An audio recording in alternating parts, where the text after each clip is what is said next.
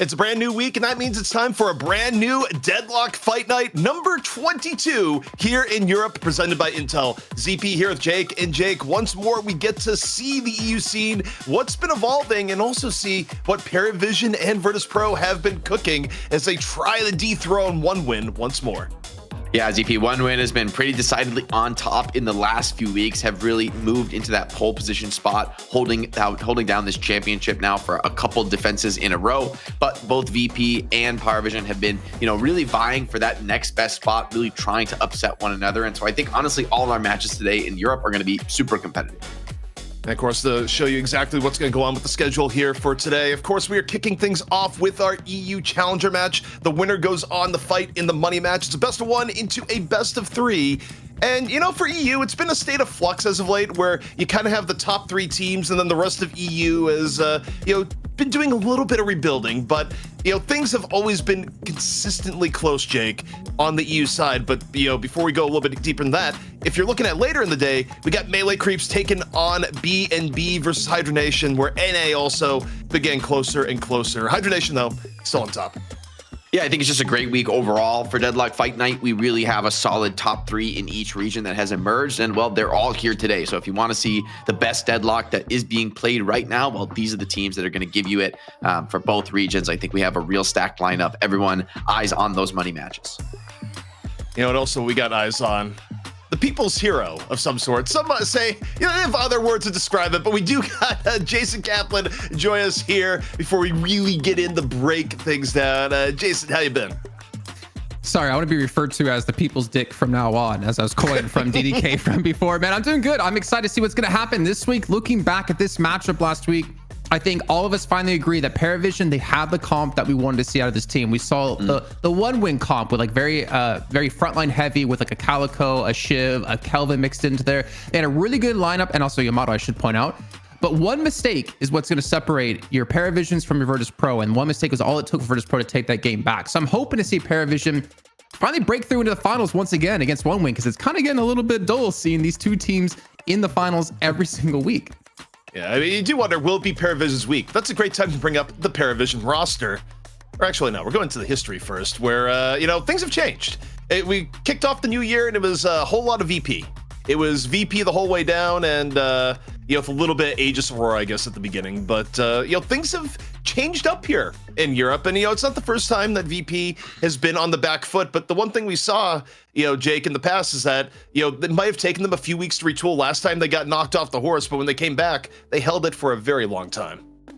Yeah, and for OneWin team, one or two wins in the money match, you could call that an aberration, but now they did 3 in a row. Last week, it was a 2-0 win over Virtus.pro. Very compelling stuff. And OneWin, you talked about the OneWin comp, Jason. I just think this is kind of the natural way of things. When a team gets on top, everybody else has to take pages out of their book, has to try to not only draft some of the same heroes that they want to draft to put pressure on their strategy, but also just to learn from whoever's the best. The nature of a game like Deadlock right now is things are constantly in flux, whether it's new patches or just new things, new strategies being discovered all the time. I think this is a great resource for folks playing Deadlock at home, that you want to see what's the best thing to do right now, what's the next level play that you can bring out in your matches. This is the place to do it. OneWin team is the team that has been innovating the most. And what's so funny about that, Jake, is that we did see, it seems like Virtus.pro don't want to play into that. They don't want to look at OneWin and be like, okay, we're going to play a similar composition. They came out with a Dynamo last week to kind of halter that snowball comp inside the jungle. They had a Dynamo, a Viscus, a Beabop, a 7, a Pocket, and a Vindictus. So completely switching up their composition. And it worked out in that first match. But then they went up against OneWin later on, and they went towards the OneWin comp. We're having the aggressive frontline with Calico, with Shiv, with Kelvin. I don't know if OneWin to me are a team that, Virtus.pro are a team to me that want to play what the current meta is or what the current top dog is, because normally they're the trendsetters. So it's kind of interesting to see what they're going to do this week in their approach. I think for VP, historically, it's a bit of both, where, they're not so ignorant as to ignore what is beating them. But, they do have a really good coaching staff behind them, and they have, as you say, Jason, been the trendsetters in the past, right? So I think it's a little bit column A, a little bit of column B. I think the one thing we've seen across the board, though, now we've entered into the new era of Deadlock, where it's not only the 3-lane map, but it's also, no teleporters, right? Where teams are really valuing early game. You have to make sure you have a good early game laning setup.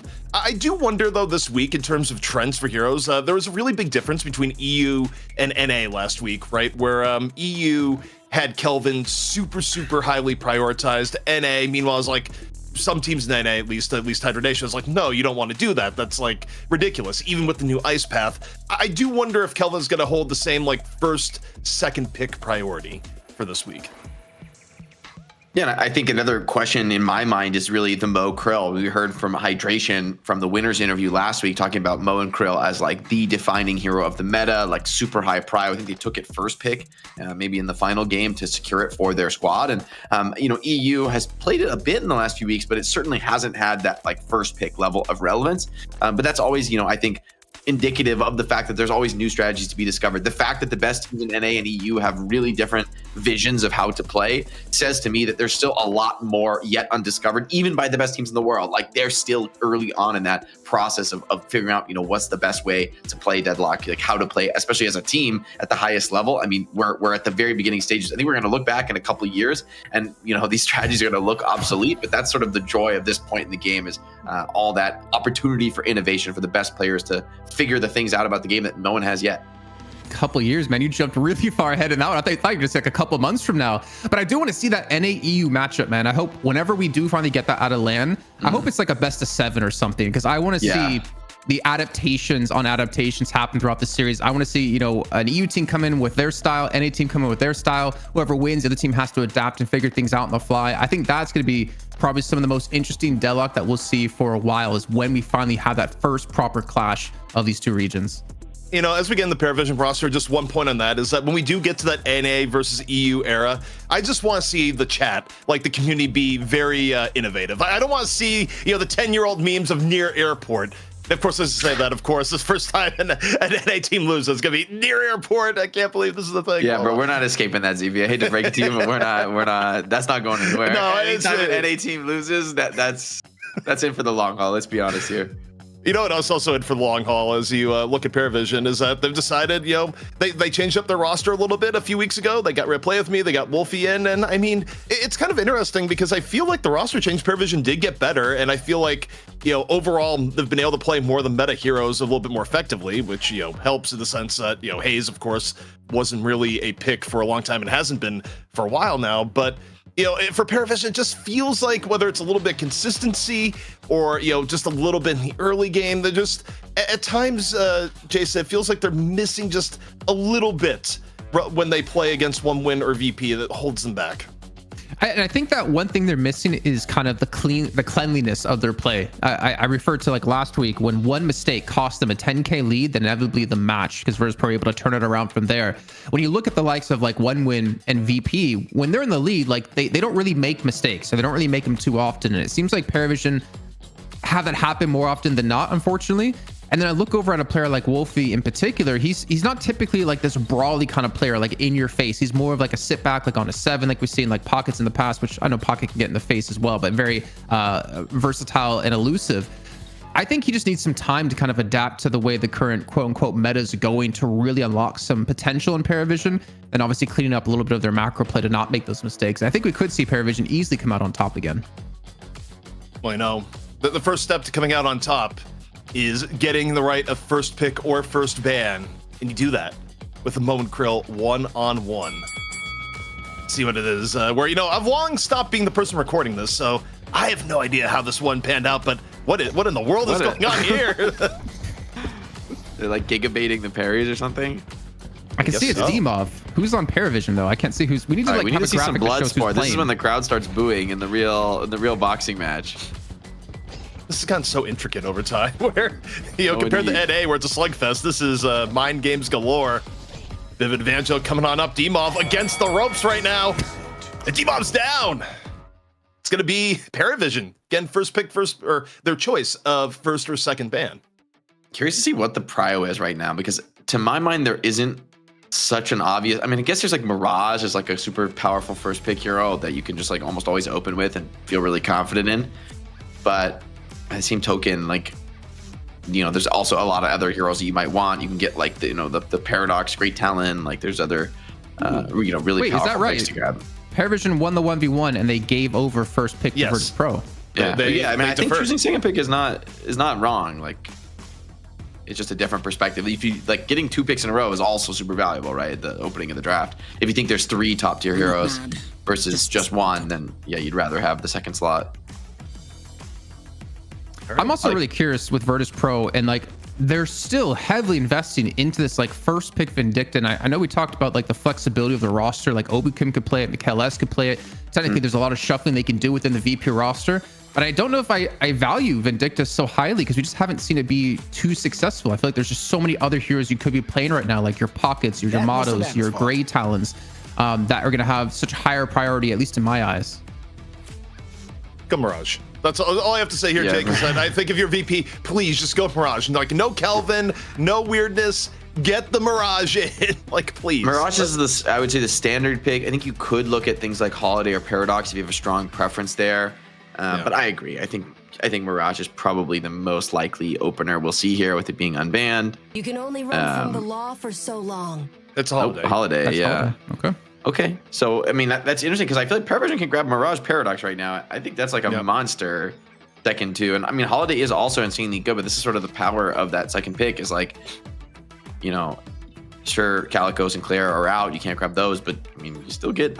I think this should be probably a Paradox plus Mirage. You might even read and not take the Paradox. Yeah, Pocket. Wolfie's a big Pocket player. GT is another super high prio. Man, GT has really risen in popularity in the last few weeks, like in particular. Getting first banned a lot, and yeah. I think it's either Pocket or Grey Talon will always have like the highest damage on your team. And looking back at like the stats we've had in the past DFNs, it's always one of those two within their own roster because of the range you can play from GT, and of course how much damage you can do with Affliction as a Pocket and how hard it is to lock you down. Okay, so they go the Mirage.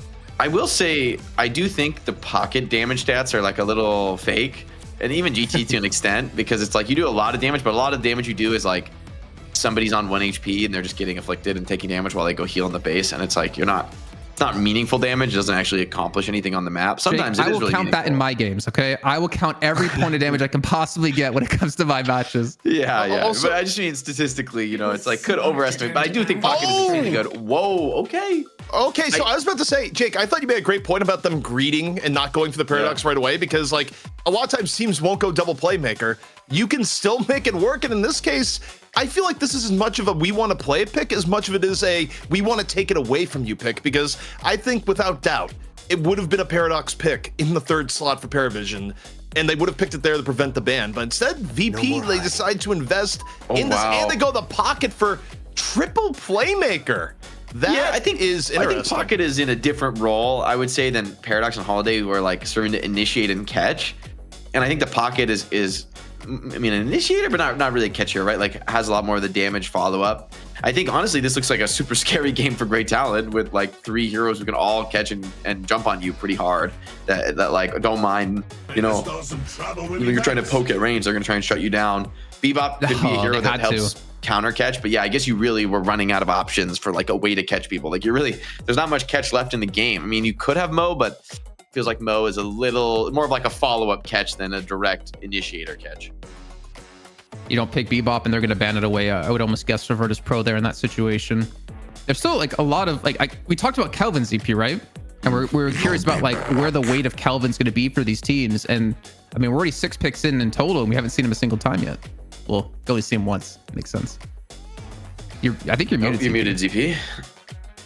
Wait, I am muted. Yeah, but they were overvaluing it. How did you mute yourself? I have no idea. I think I just accidentally hit the button. But look, it happens.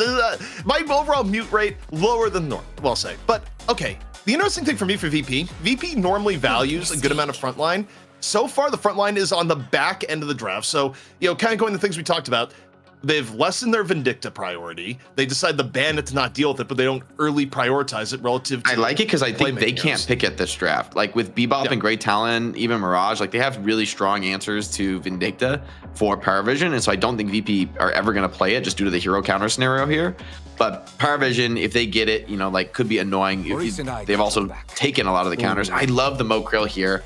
I think this is a fantastic pick, not only for potentially dealing with the Pocket or the Holiday as they try to, get in and get out on their plays, but also having follow-up for like a Bebop hook or setups that you're getting somewhere else on the map. So I think this is a great pick from Parivision. I like the draft so far.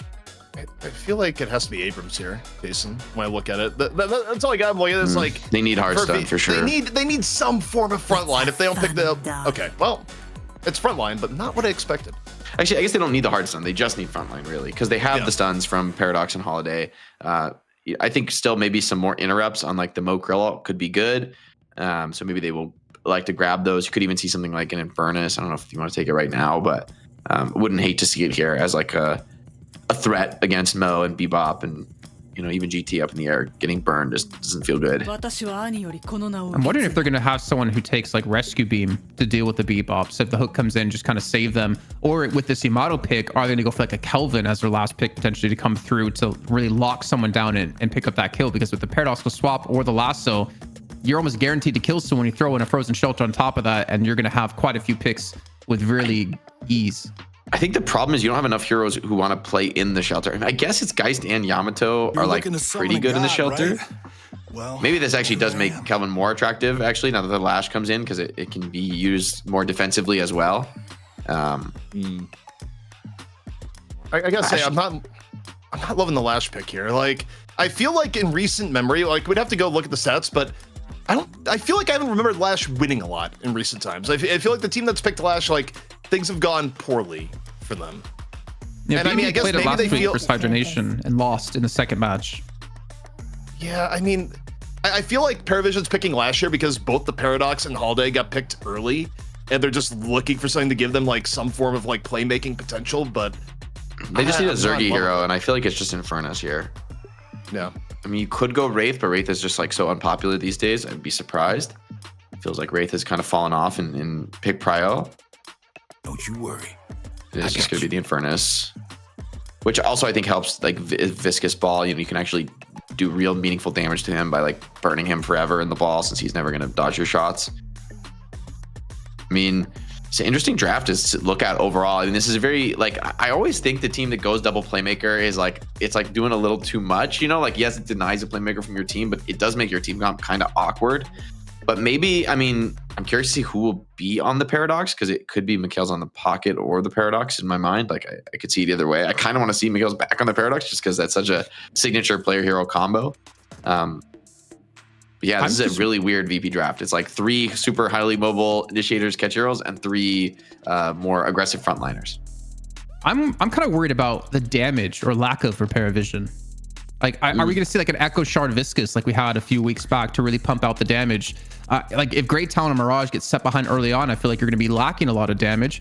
So either they need to have strong starts or you need to have really good rotations and catches in the jungle on VP to build up a lead in that way, in my eyes.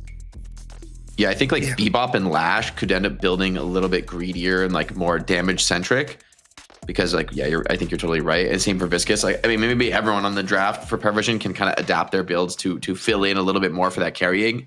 But yeah, I think Mirage is like the most critical hero. I mean, even though GT has a lot of nuke and burst damage, I think you need somebody who's just like pumping damage through the course of the fight.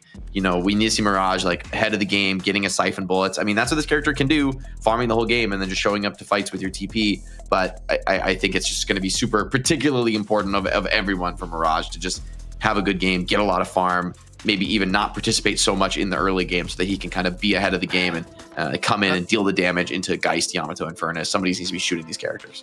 Honestly, the more I look at it, the more I don't like the Parivision draft because I feel like both Lash, Mo, and Krill and Bebop are all heroes that distinctly get worse as the game goes on. Like Mo and Krill like can still set up ganks and like have a presence, but they're all heroes when you think about their scaling. They definitely fall off more into the late game relative to what they do in the early game. And the fall off is nowhere near as severe for VP in turn. And I mean, the way these characters get interact, I don't think necessarily Parivision has gotten a massive early game advantage for this composition either. So I don't know. I'm looking at this right now and I feel like Parivision has this like very narrow road to victory where they not only have to crush the early game, but they need to like nurse a 15-20k lead from about like 12 to 13 minutes on, or I just feel like VP runs away with this one.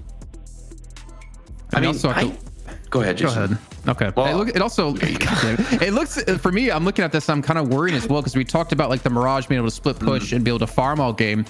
But with double playmaker, with the Paradox and Holiday on the other side, I I really am worried that he's not going to get there in time with the Traveler to turn that fight around. They're going to lose someone too quickly, and that Prestus won't be able to like reinforce that position well enough. But I guess it depends on like how good the hooks are from both sides. Yeah, I think I do think the Parivision draft is actually pretty sick in the early game. I think what I'm more worried about is like, I think they like, you're right. They need to win early game. They need to get the snowball rolling. But like, there's this key threshold for me when you start to pressure walkers where like, yeah, maybe you have all 3 Guardians down, but you haven't taken any walkers yet. And that's where I think VP have pretty fantastic wave clear with Geist's bomb. You got Pocket, Holiday, Furnace. I mean, honestly, like their whole freaking draft has great wave clear to defend walkers. And that's where I think the key plays need to come out from Parivision. We need to see big hooks from Taz. We need to see Wolfie on the lash, like creating big opportunities with the ulti. As we see already an early fight in the mid lane. Prestus got super low here. Jason, before we let you go, how do you like the laning setups? What are we seeing here in terms of matchups, and what are you looking at, especially in this early game? Bro, Mirage Great Talent is gonna be dirty in the mid lane, man. The amount of damage, amount of poke you're gonna be able to do is kind of insane. I'm also looking towards the Bebop Lash. I mean, you're kind of hoping they push against you and you get a kill under Guardian in my eyes. So as long as VP play it safe, I don't think they're going to get caught out too much there. And then, of course, on the right-hand side with the Pocket and the Geist up against Viscous and Mo, that's also, I feel like, a pretty damn deadly combo for Virtus.pro. Yeah, well, the mid lane, I mean, you talk about using the Mirage Hand there. You trade out early, and I mean, look, as far as VP is concerned, I think you're totally okay with the trade out there just to get the Mirage a little bit back. I mean, yeah, you lose your Motto in turn, but you know, given the amount of poke that mid lane's gonna be putting out, you know, Jake, not the worst for VP at the beginning. Yeah, I think these early kills, the more Deadlock I watch at this level, the less I think these early kills really matter. Unless you get the kill without really taking much damage. Like in the end, even if you kill somebody, but it costs you a bunch of your HP, realistically, the other player is gonna have an advantage when they come back to the lane on the HP, and you're gonna be playing passive, trying not to die. So I think it's more for me, the more I watch, the more about like how you're efficiently trading your HP. If you're getting that kill and you're at super high HP, that's where I start to get worried for the other team. But yeah, for me, both these teams are strong. Like I don't expect to see any kind of crazy advantage brewing out of the very early game.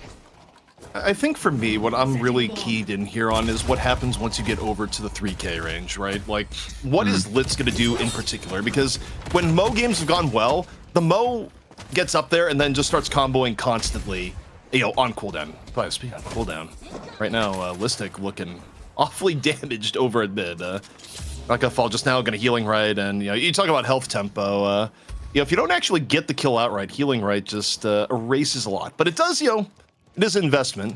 Could have went towards another item at that point. Can I jump in real quick? Because Michaelis is on Pocket, as Jake was talking about, but Obi came on Paradox and Listic on Yamato. Is this like the first time we've seen Listic on Yamato? Like, that's not my expected player on that hero, to be honest.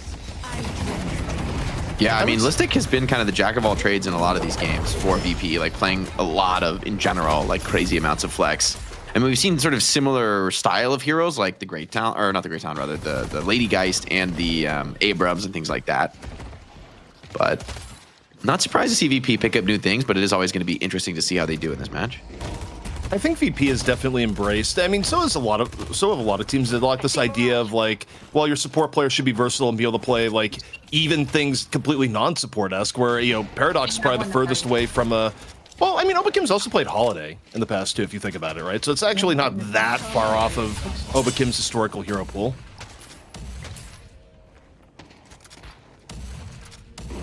Still though. A little bit of Yamato poke going on where anytime you get Guardian pressure, you go for it. Now, diving on in, off the parry. Nice read by Listic to immediately take down the Mirage. Yeah, big dives. And I mean, Yamato creating a lot of opportunities here in the mid lane. Sharik takes down Sap elsewhere. Gets pressured back for his troubles, but nice Resto Lock is going to keep him still pretty strong.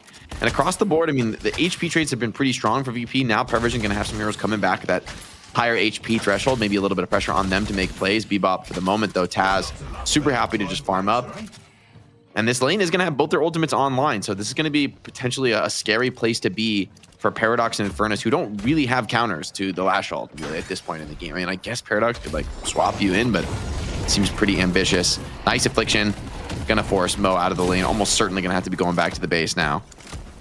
I think with how important getting early Guardian is, Pocket's presence in lane, just at the immediate 3k spike where you can get an Affliction off, is actually really ridiculous, because you get so much time in lane where the other side, like at times, usually has to go back to base. But okay, this is one way short up. You drop an owl from afar. Just they needed the help clearing the wave right here. And Mo stayed in lane then. I mean, he's just trying to heal up through it. It's kind of wild. He's still super low, which I feel does make it harder to get those, you know, big first skills and like get all the heal up. Nice pressure by the Yamato with those opportunities she's made in the mid lanes. Now she's started to convert that onto some tower damage. His first mid Guardian, I think, is a big opener to find. Really takes away a key shop and like opens up the jungle to you. But Taz, with the ulti in the side lane, does find Infernus. So Zergy, one of those players who definitely wants to have a good start. Yeah, I mean, your Infernus dying early, not the greatest thing. Although it's so weird because I feel like the timeline for Infernus having a huge impact on the game is almost like your late game option where you don't see it have that big of an impact until way later. But okay, Zergy immediately back in the lane, drops a concussive combustion, and says, all right, I'm back to full HP. Kind of going back to the health tempo point you were talking about earlier, Jake. Yeah, he just knows he's got the advantage. There's no ulti to shut him down, and I think Lash is likely going to be going down here as well. Zergy, no more burn, but yeah, they just have the damage on him. He's all alone. Taz coming back, but oh, trying to trade though. Hold on Obukim. Big fights now as well in the mid lane. GT pulling way deep under tower where she exactly does not want to be. Luckily for her, Yamato wasn't quite ready for the follow-up. So small lead starting to open up for VP, where, by the way, I think the general theme of that, pretty rough for Parivision. Remember, it's Parivision that's under the pressure to make this early game really shine, and being even is not it. You know, to me, Jake, when I'm looking at it here, I just kind of think, what is Taz's role here as Bebop, where like you really want to see Bebop open things up, you know, pretty soon into the game. And so far it's been, you know, relatively quiet. I mean, you're still stuck in lane for a little bit, but again, another dive on the Prestus. Prestus might be going down here again. Yeah, big value. They're going to have to just owl trying to clear the wave here, but Yamato able to put a lot of tower pressure on. I will say though, for Parivision, although I think they need to be strong in the early game, I think it's really for me the early game around the first urn where I want to see like real team fights. I do think in like the true laning phase, I don't think the advantage of these like Bebops and Viscuses, Mo's is that significant. I think they're heroes that want to start team fighting together. So here we see combo. Nice parry though on the puddle punch, missing up some of the follow-up, and Viscus forced out with the roll. So really no value off these ultis from Parivision in the side lane. I guess the affliction from Achilles was just a little bit too scary for them to keep that pressure on under. Yeah, I think right now from the VP side, you have to be thrilled with how this is going about, where you've had an edge in lane fence. Oh, okay, as I said, that Zergy getting hooked on in. Zergy, he's turning it back around. He just says, I'll take the fight. I feel strong enough. Not afraid whatsoever. And oh man, it does feel like a little bit of a grim omen for Parivision, where you land a hook like that, and then it's just like, well, you can't really even get much off of it. Yeah, I guess you're happy with like nuking off some shields and, you know, forcing a couple item cooldowns in the lane. Still, you know, worth less than the hook. Ult from Lash, super awkward, but still somehow manages to grab the Paradox by having no height there, and that should be costing Paradox her life. Furnace wants to turn it around, but isn't going to happen. And now Taz on the chase with the Bebop. Might even look to put a tower pressure on with that ulti. I guess with the Lash being so low, it's a little bit scary.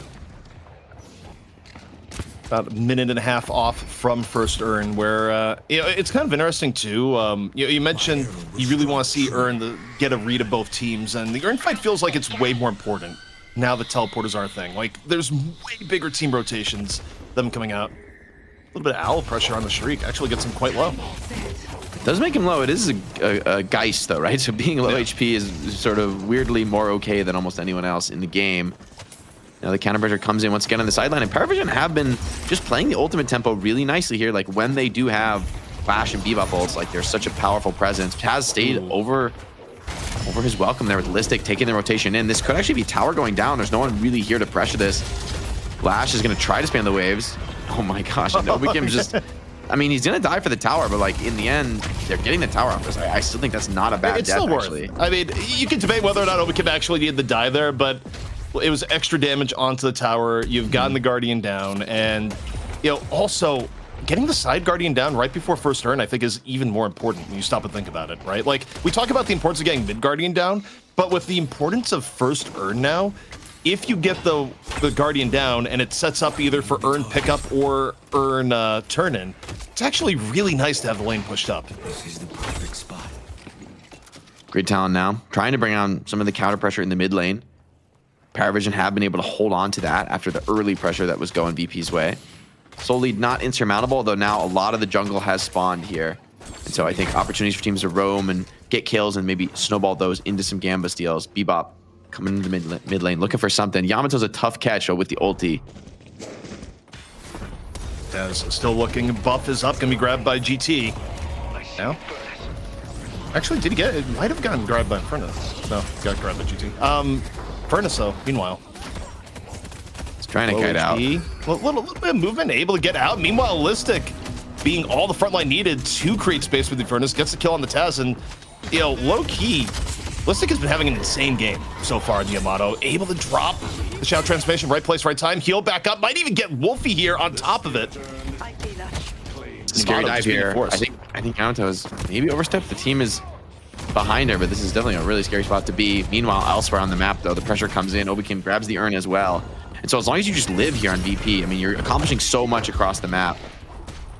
Nice movements here from Dimov. Should be getting this Holiday out of trouble for just a little bit of damage pressure. And look at that. I mean, the lane's so pressured on this right side of the map. We talked about that Guardian being down. Virtus.pro just instantly running that first urn really on a high tempo. Yeah, this is huge. I mean, they pushed the wave up entirely. Now they go in. I mean, okay, Lash might be trying to death slam on here. I mean, Lash is in position. They are respecting it.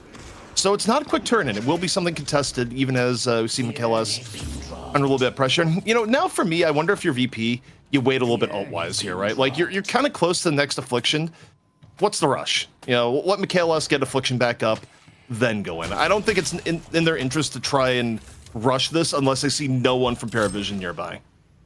Yeah, I do think it's also a pretty scary fight to take if you don't have the Shadow Transformation for Yamato. I mean, it's just going to be really difficult for Listic to play with the amount of CC on the field. Meanwhile, though, Litz just got popped, hit with an Affliction by Michaelis and followed up, and then VP, I mean, unsurprising with the urn on this side of the map, they've doubled down, they brought it here.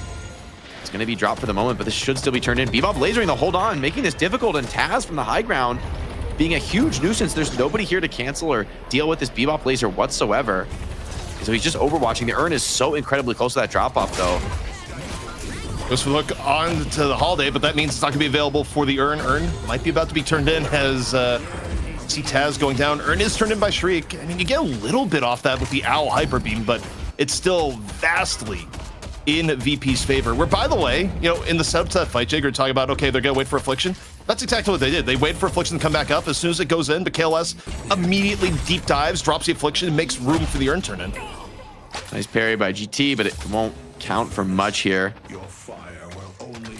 It's the cleanup of that maybe over-aggressive position from Together. VP is starting to really swing around the map in large groups now. Just have one hero on each of the side lanes. They have 4 in the mid lane, though, so really putting a lot of pressure on. This Guardian almost certainly going down, yeah, right here. Hook misses as well. Got to try for Taz, but pretty easy to play the off angles there for VP as they now have opened all 3 of the Guardians. I mean, this is the fact that they've got this done first is going to buy them a lot of space and time to farm. And I agree with you guys. I mean, I think in the ultra late game, VP are going to start to scale much more significantly. This is the moment where we need to see some kind of offense out of Parivision, some kind of pressure, whether it's Guardians or finding kills around the map. I mean, it's only 10K right now, but I'm already starting to struggle to find scenarios for Parivision. In a way, you need to just get monster hooks into Mo and Krill follow-ups, but the window here is pretty low, as right now you see the Yamato invade into the double vault, just forcing the Lash out. Meanwhile, on the right side of the map, you got Shriek taking down Litz. I mean, it's actually quite rapidly getting out of hand, and this is probably a good chance to bring Jason. I mean, Jason, what have you seen so far as Parivision is slipping away a bit now? They did have a decent start, I'd say, in the left-hand lane. Every time Wolfie had his slam up, he immediately would go for a kill, and it would most likely be on Obikim both the times. But the one lane winning isn't really going to be enough for them to carry through, as we're obviously seeing the goal difference now be 14K between these two teams. I think Virtus.pro were able to really transition that first turn really smartly, as you guys pointed out, waiting for the Affliction to come back up, having D-Mob play from the high ground to catch out Task to lock him down, that eventually Michaelis is able to rotate in for another kill, while Shark goes for the turn-in. They completely went out in that fight, and I think now with these Guardians all being down, they're continuing to farm up here. I don't want to say Parivision are out, but I do find it, like you guys as well, find it very difficult to see a way for them to get back in, bar some big mistake out of VP. And Listic was just able to steal the Gamba vault on the other side of the map. It's so powerful. Buff's going to be coming up in 20 seconds. That'll be probably the flashpoint for conflict. Those looks like the teams are electing to trade 1-for-1 on the buffs. VP setting up to grab that right side. Most likely we'll see the same for Parivision on the left. Mikhail's is alone in the face of 4 heroes, though, on the left side of the map. So definitely, I mean, Pocket probably a hero that can be confident in that type of position, but still potentially a little scary. Yeah, I mean, if anyone's getting out of incredible danger, usually it's going to be the Pocket, but next urn is up. And, the interesting thing for me, last week we saw teams heavily contesting urn pickup in particular. Like, urn pickup was contested nearly as heavily as urn turn-in. This time around, Parivision, they just let it be. And, okay, they have the urn turn-in on their side of the map. They could set up a little bit more defensively, but I think it also kind of shows how far behind they actually are. Even though you look at the aggregate, go, it's just 14K. When you're at a point where you're not even contesting urn turn-in, I think it's real tough. Yeah, they would have loved to grab this one. Would have been an easy turn-in for them. I do think it's pretty ambitious for Yamato to really go for this. If anything, Yamato's just going to like make a bit of space and draw a bit of attention to herself. I do think the aggressive turn-in could be accomplished with VP if they like bring the whole team, but they probably want to just keep the lanes under pressure, not give up that right side Guardian in particular, which they probably would have to give up to get this turn in. Although, as I say that, 3 heroes of Parivision are just making a move, kind of calling the bluff here. Nice catch from Litz. I mean, that's the way you come back right in a game like this, is all these setup pickoffs with the Mo Krill, right? Like, you have these players with a nice soul lead, while they're also nice piggy bank you can crack open if you do find those kills. I think the other way Parivision can come back into it is that if VP tries to go for a more aggressive mid boss, right? Like, let's say they get a 2-player advantage and they go middle. This is not a big enough lead where it couldn't be thrown by one really bad mid boss player. So I do think there's options here for Parivision, but in a way, it's also kind of hoping that VP makes a bad decision on top of it to really kickstart the comeback. I mean, that's the power of Deadlock, right? Like, there's so much unknown on the map. You only have the vision that your heroes really offer. And so you've got to be careful. That's why, teams have such high prio on pushing away. Oh my God, that was scary. That was a little nice jump scare for Obakim. Obakim was just like, he's still shaking at his PC after that. I was just like, oh God. Yeah, that was way too close for comfort. Nice attempt from Taz. A few months ago, before the hook width change, that would have been a hit. Just throwing it out there. That's the power of patch changes right there. And VP can just hold on to the urn. I mean, there's a bit of a downside here having to hold the urn. Just like, revealing a player's position on the map, not being able to farm as efficiently. But it just feels like too difficult for VP to turn in. And I mean, not much jungle to be fought over. Both teams, I think, happy to play really patient right now. Parivision with their, disadvantage, don't want to make any sudden forced moves, but they're going to get forced into that as the mid-boss attempt from VP. And Parivision are split over the map. They might really go for this. They do have the Yamato, right? Who can go for that shadow transformation secure. And they're going to just force the fight here down lower. This is not an awkward place. A bit of an awkward place, rather, for Parivision to fight. And they're so split on the map. They're just going to go take Guardians elsewhere if they're not going to contest. So they end up giving up mid-boss. They don't contest for it. They decide, okay, we're just going to focus more on the map. I mean, it's 11K difference. So, I mean, in a way, there's a world where this has its benefits, right? Is that because if they went for mid-boss Parivision and they failed to get it or just like got wiped out, it would be around a 20K difference versus an already like pretty overfed Yamato and Geist and Furnace, right? It would be GG. So they're basically betting the farm here, Jake, that they could do a better defense at their base than they could by turning the game at mid-boss. And they might not be wrong, especially given that you're still running things with pick potential like Bebop and Mo. Yeah, the problem is, I mean, all the lanes are now pushing on you really heavily. That's going to force people to show on lanes and create an opportunity. VP are just going to run it down the urn. The presence is there for Parivision, and still walking in here is really risky. Yeah, with the laser from Taz, always thinking about it, not actually popping that there. VP, though, want to bring the whole team. They have the squad here. Only Mirage missing from Parivision. This could be a full 6-on-6. I don't think you want that if you're Parivision. Oh, and Litz just immediately getting blown up. Goes for the combo, but Listic is there. Drops the power slash. And now Parivision starting to get forced on back. Urn picked up by Obakim and turned in. So VP grabs another urn. You look at guys looking for the swap. Can't get it in time. It was so close, Jake. Yet so far. KLS able to punish Saf, though, in turn. Virtus.pro still coming out way ahead so far. Getting Walker, urn, and trading out 1 for 2. Way more than that now, ZP. The rest of the squad is crumbling, falling to pieces. VP, they only lost the guy. She's still up on that quick spawn.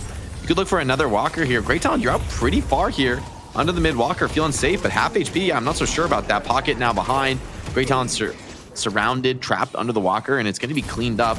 Buildings to be falling post haste here. D-Mob goes down as well, but again, these are rejuve respawns. VP aren't so mad at taking these stats, willing to take those trades. They're going to pay dividends in terms of objectives, and Lady Geist already pushing down the right lane. We could be seeing the third walker fall here momentarily. A little bit of Death Slam action on to Listic here. Is Listic going to be able to get away? 280 HP. Not much in the way of escape tools, but okay, Wolfie just gets punished by Michaelis, who swoops on in, so gets Listic out of the danger zone, and an even more definitive edge being had here, close to about 30,000 at this point, so kind of over the top, and they're getting this final walker on top of it. Great time here to bring in Jason and go. Jason, you know, it's just gotten worse since the last time we checked in, but where are you seeing things right now? Not good. Not good, ZP. Not good for Parivision, honestly, man. Like, it's what I was saying before. Like, if this is the other situation, somehow Virtus.pro in last week were able to find some sort of mistake, and maybe a slight mistake here actually, with the urn actually being stolen away by Parivision. But I don't know, man. Like, this is just VP. When they're in the lead, they're so hard to stop. They're up almost 30k right now. They're going to be able to catch out Tass here, which should most certainly transition into a kill. But he somehow picks up Listic in the meantime. The thing is, they're so overcommitted to the left-hand side, they might allow an urn turn on the right-hand side. So this actually could be a mistake for VP. I do think all this chaos has actually kind of turned out decently for Parivision, but they need a little bit better than decent here. I still think in the net, they're still in a pretty rough spot, down 20k. It's a great urn pickup, though, by Litz. I think that's a heads-up play for him to, you know, recognizing that fight is chaotic. They're up against a reju. Going for kills is not the look here, not the right move. And instead, he just grabs the urn and gets out of there. That's probably the most valuable thing that you could have found, especially this is, what, the third urn is a decent soul bounty on that. Yeah, I mean, also when you're behind, just, you know, the little bit of extra comeback on top of it. The problem that you have here, though, is that even if you get back to even, you look at the scaling power between both teams, you're really expecting a lot out of the Mirage and the GT here when you're going against a really strong front line of Yamato Geist, and you have the Infernus backing it up. And also, it's not like Pocket is a slouch when farmed either. I mean, Pocket is still putting out a pretty enormous amount of damage and effectively taxing your team by forcing you to get debuff removers on top of it if you kind of want to limit his impact. So the overall net power, to me right now, is just vastly in favor of VP. I mean, this is textbook VP, right? They put themselves in a position where they don't have a strategic pressure on them. They're not, you know, on a time clock of any kind. Their opponents are the ones on the clock, and then they're happy to just play, I wouldn't say defensively. I mean, they're on the opponent's side of the map, but they don't have really a big pressure to break the base or to make major objectives happen.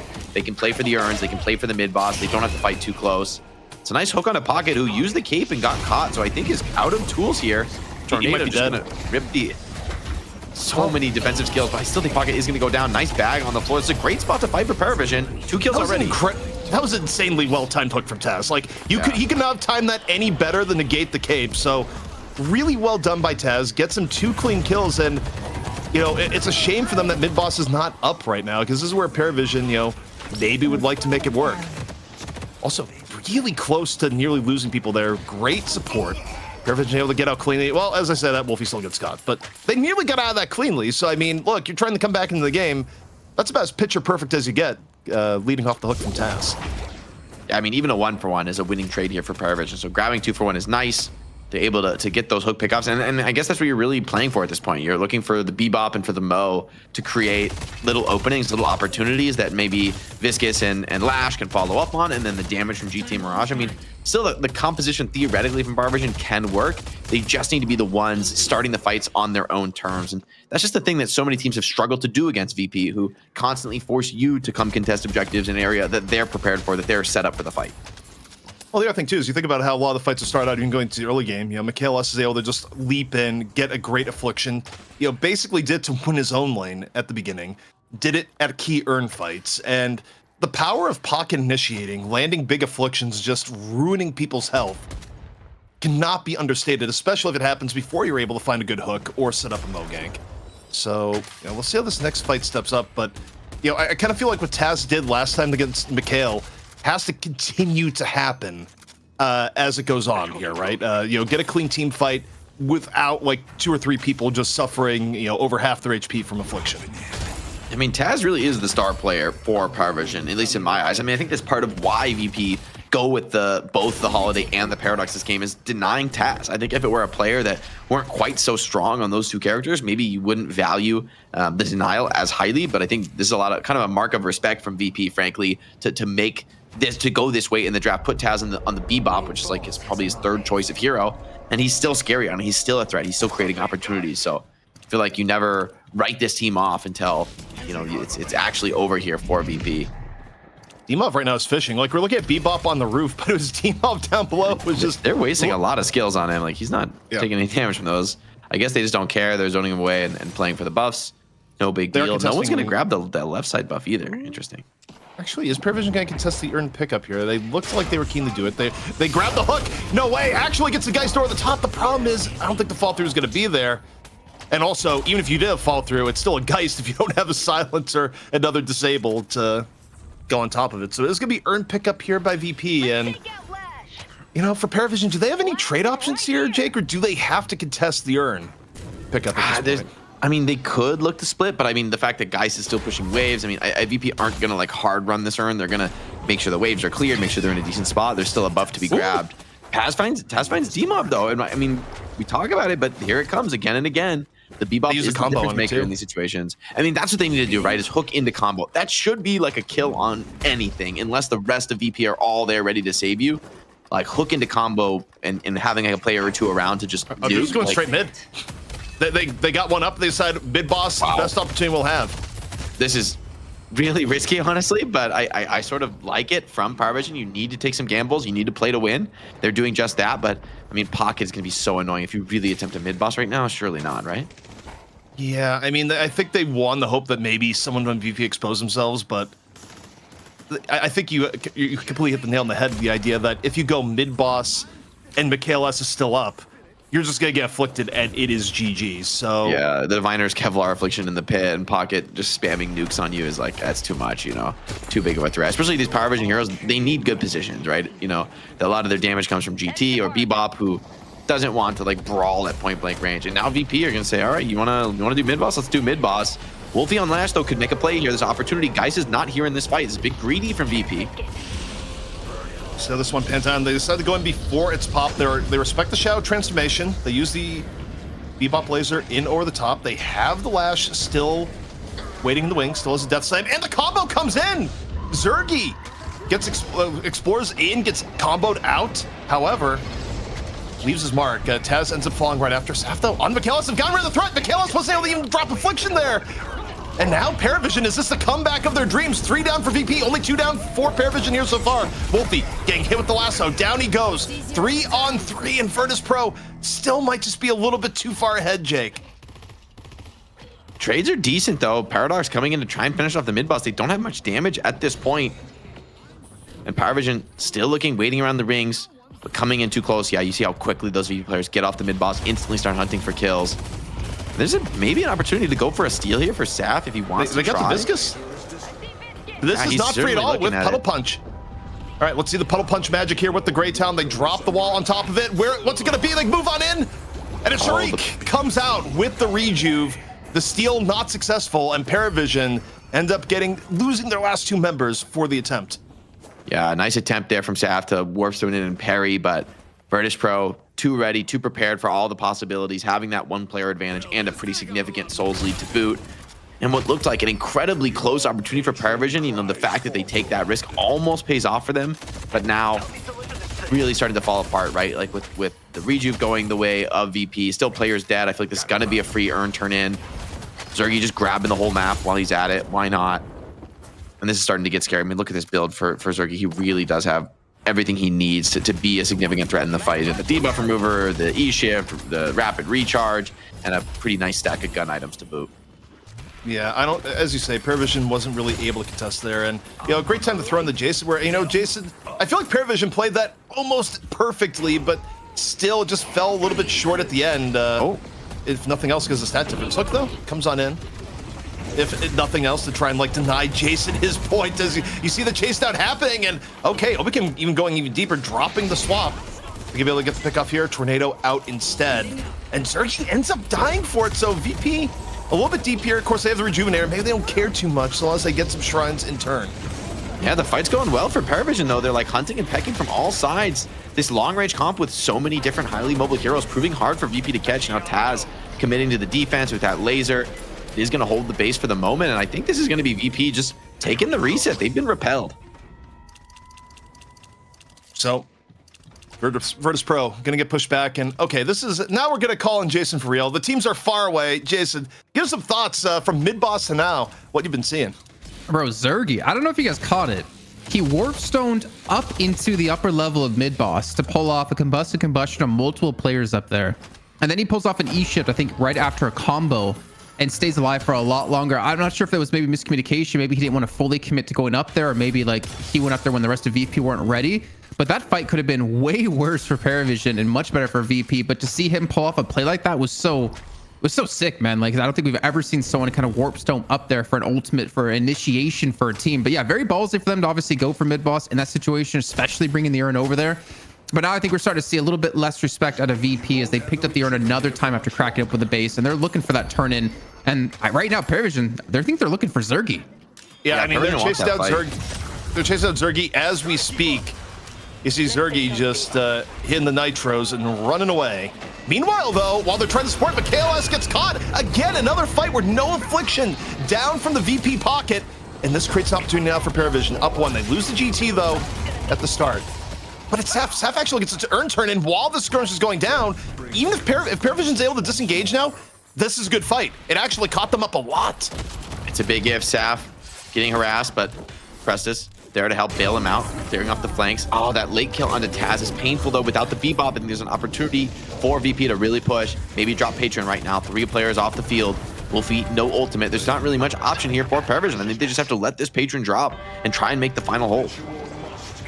Yeah, especially because VP is going to be back up to full strength. Rejuvenator, again, Michaelis back into the fray sooner rather than later. First stage Patron going to be down, but first stage Patron is where this is likely going to stop unless they somehow get a pick off here on the Prestis. Prestis just barely able to get back into the fountain. That was actually quite close, Prestis, but he is alive and will be VP on the retreat. Only a 20k difference, though, and proportionality-wise, Parivision has gotten a lot closer in this game than where it used to be. I think Parivision has to go for this fight. I mean, they're going to fall really far behind if they let VP fall back and farm the map, but now VP even thinking maybe they can just win it right here, end this map, get their chance here in that money match. They can smell it, they can taste it, they've been there before, they want another shot at 1-1. Do they commit right now? I think VP, though, they realize the ways that this could go bad because they go for the full commit here and it's going to be an even game. And for now, they back out. And they go for the jungle, and of course they start with Parivision's slice of the pie. You know, why eat your own reserves when you can eat the opponents after pushing up to this extent? Yeah, there's a lot of camps to clear. Mid boss up in a minute. I mean, there's a very clear recipe for VP to win this game, which is like clear as much of the jungle as you can, be ready, and force a fight on mid boss. That being said, I mean, we've already seen that Parivision can be a threat, even on those mid boss engagements, even down. And as you mentioned, the soul lead is starting to be, less significant here. It's still something like a 20k lead, but the fact that, we're this deep into the game, 20k maybe isn't so insurmountable, especially if Parivision can keep finding these pickoffs from Taz that they've so far opened the last few fights with. Yeah, I mean, I think the key difference is that VP's scaling is better here, even if it was like full even. But again, in relativity, you think back to when it was, a 20k lead near 100k. You'd gladly take the 20k lead at 200k by comparison, right? If your Parivision is substantially closer overall in net hero power. So, there's outs here, and I think it all comes down to if Parivision is able to manufacture a pick in this stage of the game, right? With no objectives up and just kind of both teams roaming and farming the map, that's where Taz can get a pick, combo up with Litz, and maybe set up a good mid-boss right after. It's the play that Parivision have to be looking for. Yeah, by the same token, the opportunities can always come the other way. There's always the threat of that Obakim swap. Lasso now onto Saf. Reasonably tanky option, though. Hard hero to actually nuke down, especially with that cube E-shift now coming out. Both teams trading skills. Neither team fully committed just yet, though. Now dive comes in, but combo here in the small room. Should be a dead holiday, you'd think, and no. Not just yet. Instead, Michaelis, though, able to go ahead and able to drop the affliction this time. Not denied. And you look at Parivision again, real low. Saf burned on down. Here comes Listic. Look at me, the cleanup crew. Lash in his sights. Just needs a little bit more. Looking for the Lash. And he gets him. The right click right before the door. 2 down for Parivision. They lose team off in turn, but it's 3 for 1. Virtus.pro far ahead, and they decide we're going to take this right to Patron. We want to go to the money match later today. And Parivision, we'll see what, if anything, they can do to defend this. But for VP, Jake, they are all in. The Patriots not dropping too quick. Parivision, though, because the players are being turned on now. They came out for the defense. They're being focus fired down. Just Mirage now, too little, too late. And it's going to be Virtus.pro booking their ticket for another shot at 1 win, our current title holder champions in Europe. And a well-fought game out of Parivision. They were kind of behind for most of this game, but made a lot of interesting comeback fights. In the end, it's just not enough. VP are undeniable.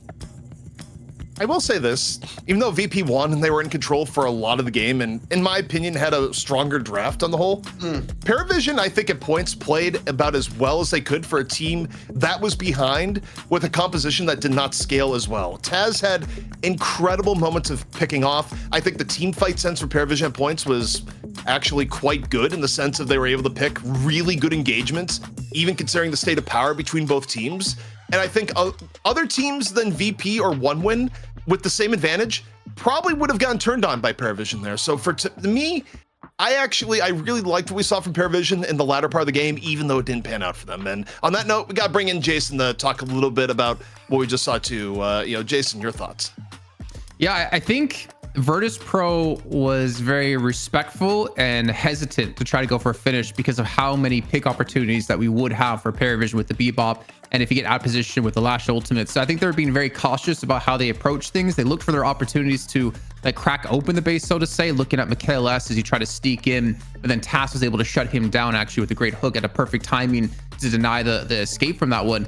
I think VP were very scared to go for the finish. If this was like any other composition without like a Bebop and Lash combined together, I feel like they would have been way more confident to do so. But I mean, most part, it was just VP in control the entire game. There was just that one little slip up where we had that slowly completely get squished down on when I think it was Michaelis dying, dropping a massive bag to be picked up for Parivision. Not to mention a fight thereafter where Parivision had Saf steal away the urn from, I believe that was Shark, and they got the urn turned in. So they had some opportunities to get back into it, but I think ultimately, like what you're talking about, the composition was just far better late game for Virtus.pro. All right, well, that does bring us to a player of the match presented by Intel.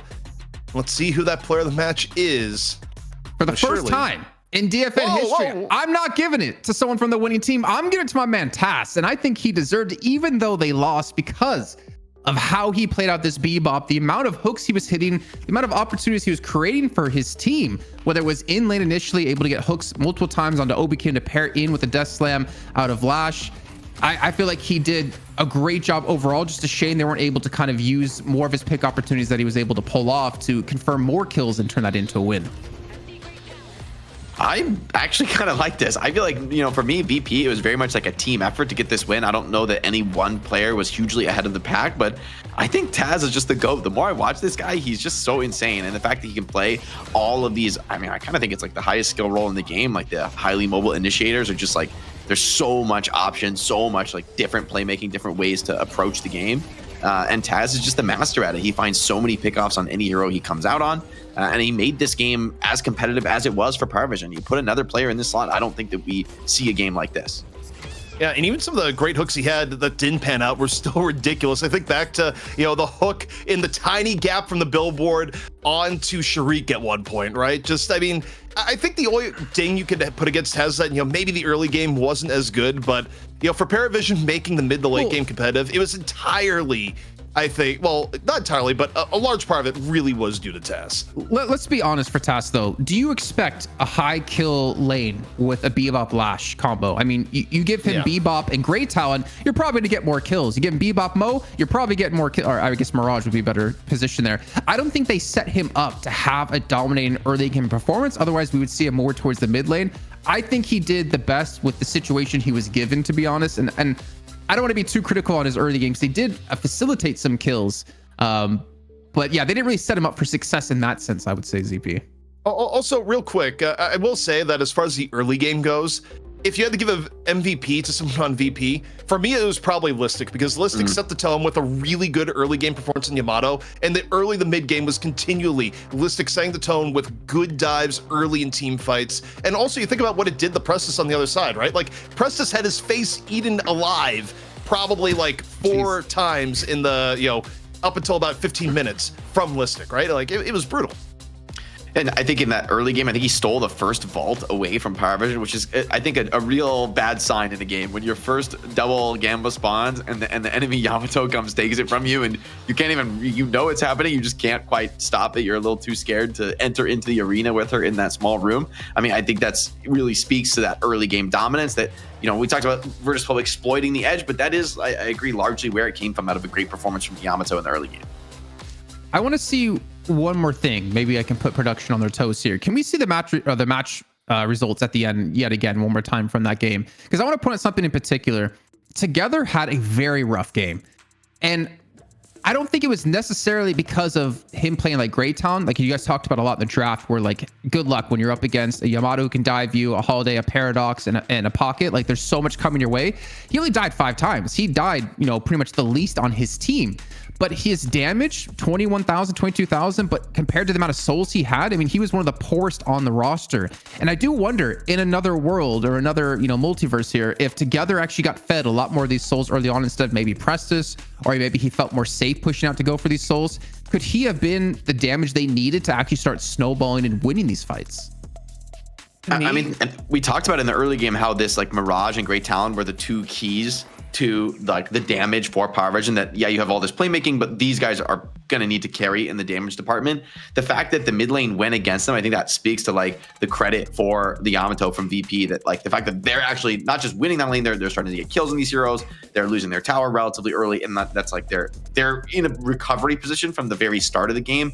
And so I think that's especially painful on Great Talon. Mirage can recover a little bit more easily because he's just like farming and he can just still show up to the team fights. But a lot of times Together on the Great Talon, I mean, he's like waiting there looking for those ganks, like ready to be popping power shots on somebody when they get comboed, ready to be following up damage. But that also means he's not farming a lot of the game. I mean, he's like in a position where they have to set up for these big comeback plays by being off map and not showing, not farming. I think that there's, without a huge team fight win, there's really never that opportunity for Great Talent to get back in the pole position of the souls.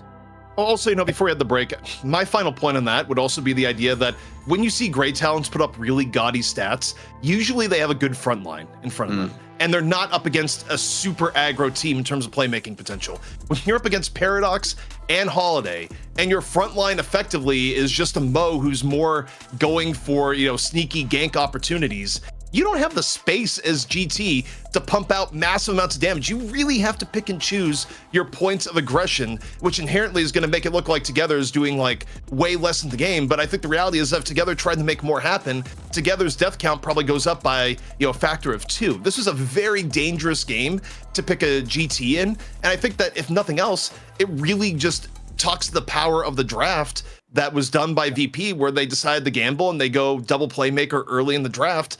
And it really, I think, hurt the potential of the first pick GT. I'm going to take that one step further as well, because I was quickly looking at the stats, actually. Together has not played Great Talent in DFN. He's played Mirage once. So I'm wondering, are we seeing a hole in the hero pools out of certain players? Prestis, who played Great Talent 5 times, Mirage 6 times. If Together could maybe play the Mirage, and then we put Prestis on Great Talent, who's known for Great Talent, could that have also changed how things actually played out? So maybe we're seeing a couple of like holes in the hero pools out of some players when it comes to Parivision, but I don't want to say that's exactly it, but that's something to at least keep note of. All right. Well, right now, one thing is clear. VP in the money match once more, but they have to go against the 3-time consecutive champion in one win. Will they be able to reclaim their throne this week, or will one win again prove supremacy? This is Deadlock Fight Night number 22 here in Europe, and we'll be back after a short break.